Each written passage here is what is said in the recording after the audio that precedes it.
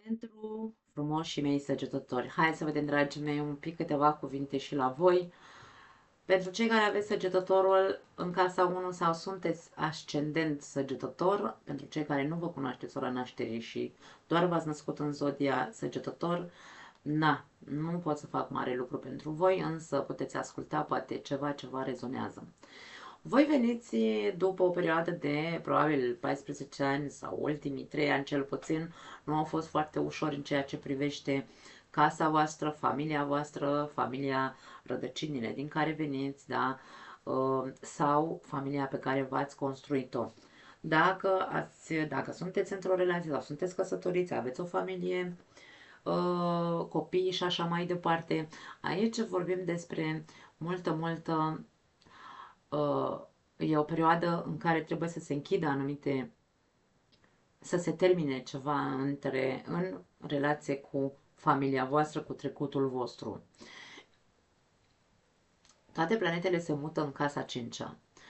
În casa 5-a vorbim despre un nou eu, însă, atenție, un nou eu nu câștigând sau cerând validare cu forța, pentru că aici l-avem pe brebec, da? Nu cerând validare cu forța, nu cerând apreciere cu forța, nu un eu arogant. Pentru că dacă aici eu m-am pierdut, dacă în ultimii 14 ani tu te-ai pierdut, te-ai narcotizat cu tot ce s-a întâmplat în relația ta de familie, dacă nu ți-ai asumat responsabilitatea ta, partea ta de responsabilitate în familie, și aici, practic, ai trăit din inerție în acești ultimi ani, următoarea etapă poate fi una de aroganță, poate fi una de nu mă mai uit nici măcar la mama, la tata, la soțul meu, la nimic, la nimeni. Îmi văd doar de mine. Mă ocup de ce vreau eu să construiesc, de ce vreau eu să creez în această viață, pentru că aici există o durere. Chiron în casa a 5-a, ce vrea să îți spună că trebuie să revizuiești este lupta. Lupta pentru a fi în centrul atenției. Nu trebuie să te doară faptul că nu ești în centrul atenției așa cum tu îți dorești. Nu e vorba că nu trebuie să te doară. Poate ai fost ignorat, poate nu știu, nu te-ai simțit valorat, e adevărat, ai o rană de valoare aici, însă, asta nu trebuie să te facă să fii să simți tot timpul nevoia să atragi atenția într-un fel sau altul și să primești acea validare. Încearcă să-ți revizuiești această nevoie de a fi în centrul atenției și mai ales poate fi și în legătură cu copiii tăi, dacă aveți copii, da? Pentru cei care aveți.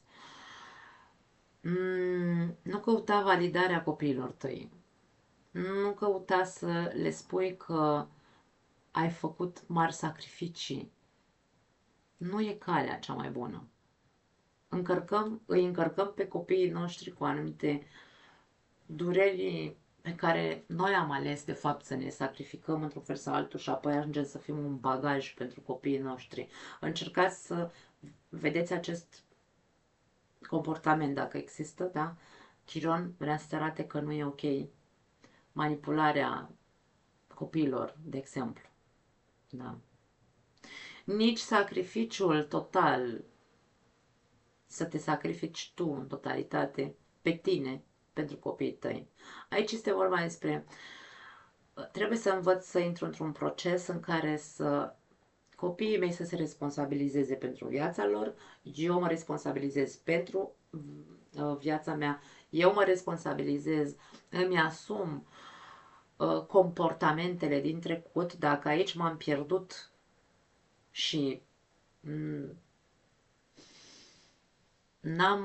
m-am pierdut în ai mei, în familia mea, pentru ceilalți, m-am sacrificat pentru ceilalți, aici nu îmi servește cu nimic să încep să reproșez. Cam asta este ideea.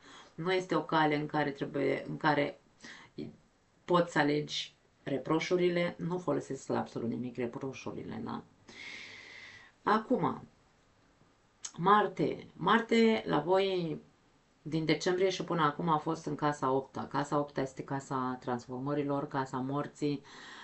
E o casă foarte de criză emoțională aici. Emoțională și sentimentală într-un fel sau altul. Poate ai luptat să te ridici de la pământ. Ceva s-a întâmplat în viața multora dintre voi.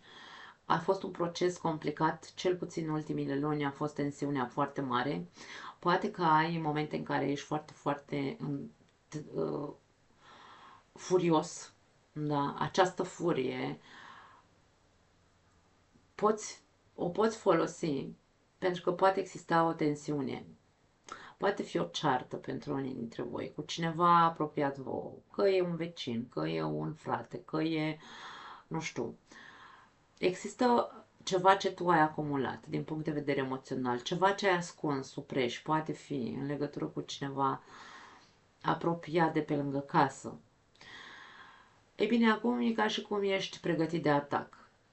N-aș spune că este un motiv de atac. Dacă tu te vei simți atacat, atunci protejează-te, bineînțeles. Nu este vorba despre, ok, mă bag ca struțul cu capul sub nisip fără să mă fac că nu văd. Nu, pentru că tu deja cunoști anumite lucruri, poate n-ai sărit la gât până acum pentru că te-ai reprimat sau n-ai vrut să fii văzut într-o manieră sălbatică, să zicem așa, însă acum, într-un fel sau altul, se activează această axă a comunicării și poate fi o comunicare violentă, de a spun că poate fi o ceartă cu cineva de pe lângă casă. Dacă este cea mai mare problemă pe care eu o văd aici este că voi aveți, Pluto este în casa voastră a treia. Pluto, din punct de vedere al comunicării, ne arată faptul că ești o persoană destul de acidă. Și aici Pluto vine să transforme faptul că, ok, tu când îți dai drumul la gură, zici de toate. Însă Pluto aici cere un soi de, nu neapărat diplomație, însă cere un soi de uh, transformare, da? Ca și cum, ok, când tu simți că ai dreptate, poate ai dreptate, nu zic că nu. Însă, reacțiile tale nu trebuie să fie violent verbale doar pentru că nu ai știut să reacționezi când a trebuit să reacționezi. Aici e ca și cum degeaba te cerți cu lumea din jurul tău în momentul de față, dacă până acum ai ascuns supreș anumite lucruri pe care poate te-au rănit, te-ai făcut că nu le vezi, poate că aici te-ai pierdut în ceilalți, da? Ai acumulat, aici te doare foarte tare, ai acumulat foarte multe lucruri, foarte multe frustrări, ai spune foarte multe lucruri aici. Marte în leu în casa nouă se poate comporta ca un terorist. Poate începe să facă ravagii. Încearcă să vezi, să te observi cum a fost această perioadă, ultima perioadă din viața ta. Această tensiune se va simți cel mai mult în jur de 26-27 aprilie. Încercați să vedeți. Pentru că Uranus să-l avem aici ca ajutor, pe Uranus să-l avem în casa 6-a, care într-un fel sau altul îți arată, hai să zicem, că există și căi amiabile prin care să rezolvi aceste tensiuni. Acest Uranus face un sextil cu Marte. Îți spune că indiferent că ai chef să-l ataci pe celălalt, fie el un vecin, fie el un frate, o soră, un văr și așa mai departe, îți spune ok, schimbă-ți viziunea în felul în care ai chef să acționezi. Detensionează-te un pic pentru că poți să faci foarte mult rău cu limba. Și du-te înapoi în trecut un pic. Acolo în casa asta a patra unde tu te-ai pierdut într-o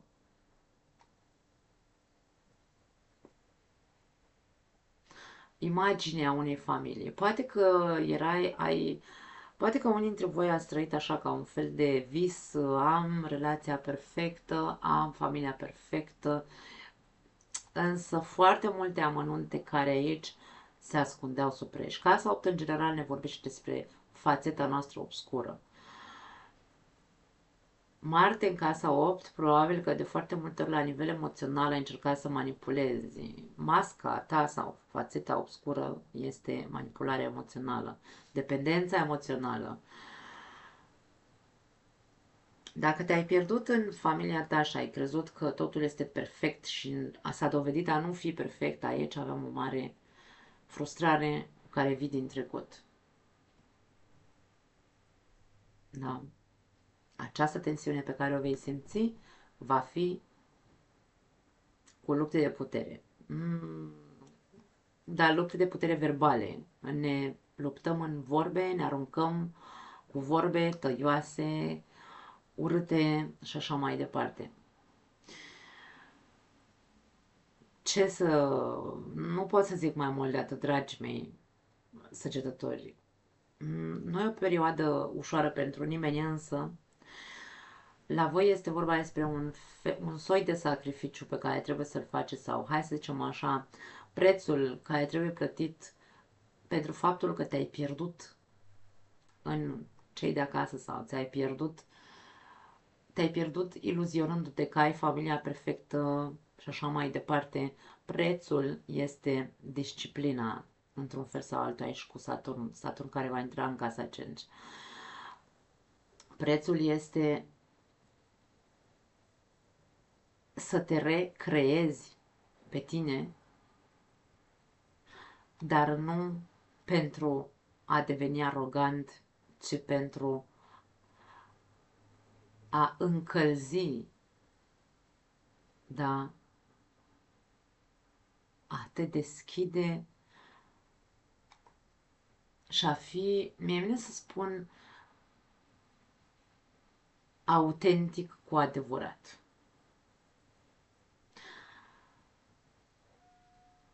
Casa 5 este casa leului în origine. Conține energia leului. Avem nevoie, simțim nevoia să fim validați, însă nu putem să cerem validare dacă noi nu ne comportăm într-un mod autentic, dacă noi suntem manipulatori emoționali, dacă suntem înțepători și intrăm în conflicte de gen dacă nu ești într-un fel sau altul, nu ai aceeași concepție ca mine, da? Aceeași viziune de viață ca mine, aici există un mare conflict. Pluton nu va permite un conflict de genul ăsta. Viziunea trebuie să fie ca și cum să o iei de la zero. Care au fost modalitățile în care ai fost educat? Ce stil de viață ți-au arătat părinții? Ce dogme sau ce credințe ți-au implementat părinții? Pentru că aici sunt foarte fixiste cu leul în casa nouă. Da? Revizuiește toate aceste aspecte. Pentru că Marte e capabil să omoare pentru credințele lui. Cam asta este ceea ce eu pot să spun pentru voi. Nu pot să spun altceva, dragii mei. Îmi pare rău. Da.